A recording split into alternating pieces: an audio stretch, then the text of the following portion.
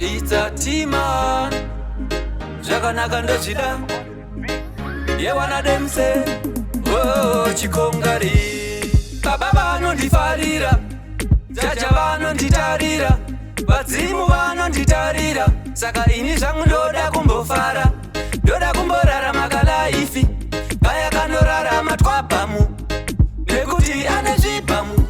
Mari yake yose ndinofarira kalaifi kakanaka muupenyu wangu. Life yakanaka. Ndinoda life yakanaka muupenyu wangu. Life yakanaka. Ndinofarira kalaifi kakanaka muupenyu wangu. Life yakanaka. Ndinoda life yakanaka muupenyu wangu. Life yakanaka. Yewana pulose. Ndinoziva basi rino rine vanhu vakawanda vane godo. Vanhu vakawanda vane hondo. Vanorwadziwa mupfungwa nemumoyo. Saka isu tombofarisa. Mwari baba samatenga vachatifudza. Vanondifarira vachandipiga. Chipo changu samatenga vachandizadza. Kakanaka muupenyu wangu. Life yakanaka. Ndinoda life yakanaka muupenyu wangu. Life yakanaka. Ndinofarira life kakanaka muupenyu wangu. Life yakanaka. Ndinoda life yakanaka muupenyu wangu. Yevana damse chikongari. Baba vanondifarira. Jaja vanonditarira.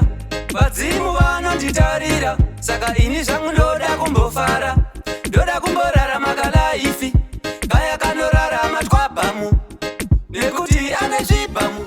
Mari yake yose ndeyaopamu. Life yakanaka. Life yakanaka. Life yakanaka. Life yakanaka. Yewana pulose.